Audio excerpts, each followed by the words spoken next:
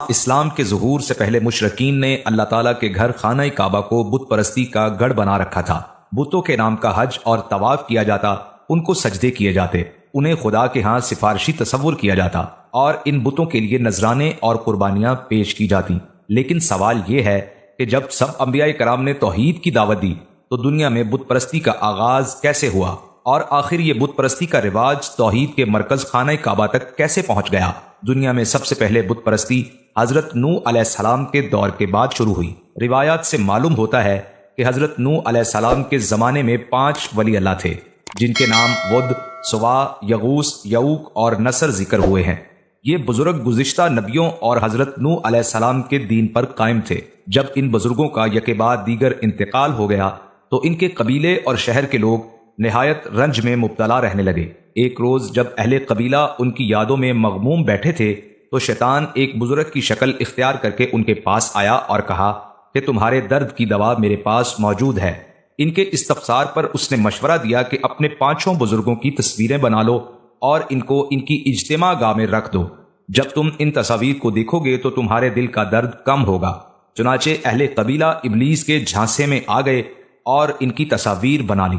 صبح و شام ان کی زیارت کرتے مگر ان کی عبادت نہیں کرتے تھے۔ اس طرح اور لوگ بھی ان کی زیارت کو آنے لگے۔ یہ سلسلہ چلتا رہا۔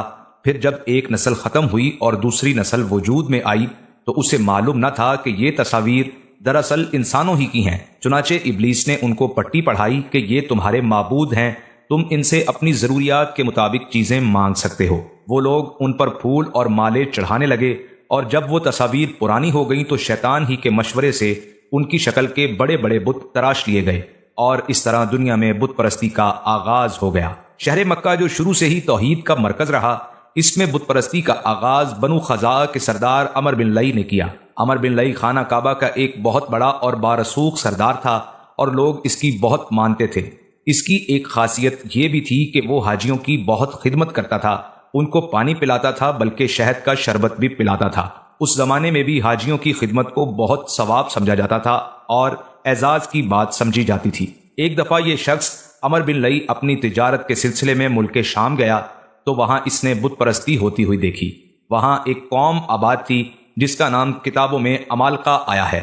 اس قوم نے بھی اپنے بزرگوں کے بت بنائے ہوئے تھے اور ان کا کہنا تھا کہ مانتے تو ہم ایک خدا کو ہیں، لیکن کیونکہ وہ ہمیں نظر نہیں آتا تو ہمیں لگتا ہے کہ اس تک ہماری بات نہیں پہنچتی، اس لیے ہم نے یہ چھوٹے چھوٹے خدا بنا لیے ہیں۔ کوئی ہوا کا خدا ہے، کوئی پانی کا اور کوئی رزق کا۔ ہم ان خداؤں سے بات کرتے ہیں اور یہ ہماری سفارش بڑے خدا سے کر دیتے ہیں۔ چونکہ یہ ہمارے سامنے ہوتے ہیں تو ہماری عبادت بھی اچھی ہو جاتی ہے۔ عمر بن لئی کو یہ بات بڑی پسند آئی اور وہ وہاں سے ایک بت خرید لایا اور خانہ کعبہ میں رکھ دیا۔ اس بت کا نام حبل تھا۔ یہ وہ پہلا بت تھا جو خانہ کعبہ میں رکھا گیا۔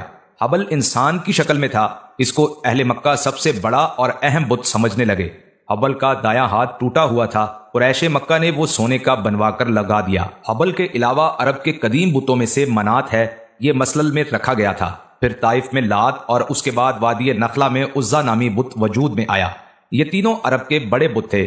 اس کے بعد حجاز کے ہر خطے میں بت اور بت پرستی اور شرک نے قدم جما لیے۔ زمانے جاہلیت میں صفا و مروہ پر 2 بت رکھے گئے تھے۔ صفا پر جو بت تھا اس کا نام اصاف اور جو بت مروہ پر تھا اس کا نام نائلہ تھا۔ اس کے بعد عمر بن لئی نے وہی بات کی جو قوم عمالقہ نے اپنے بتوں کے بارے میں کی تھی۔ پھر اس نے مکہ کے باقی قبیلوں کو دعوت دی کہ وہ بھی اپنے اپنے بت بنا کر خانہ کعبہ میں لا کر رکھ دیں، لیکن شرط یہ رکھی کہ وہ بت مکہ کی مقدس مٹی سے بنائے جائیں۔ اس طرح مکہ میں بت پرستی شروع ہوئی اور بعد میں جس قبیلے کا بت خانہ کعبہ کے اندر رکھا ہوتا تھا یہ اس کے لیے بڑے اعزاز کی بات ہوا کرتی تھی۔ عرب کے قبائل اپنی محبت اور دشمنی دونوں کے لیے مشہور ہیں، تو جس قبیلے کا مکہ والوں سے جھگڑا ہو جاتا اس قبیلے کا بت خانہ کعبہ سے نکال دیا جاتا تھا۔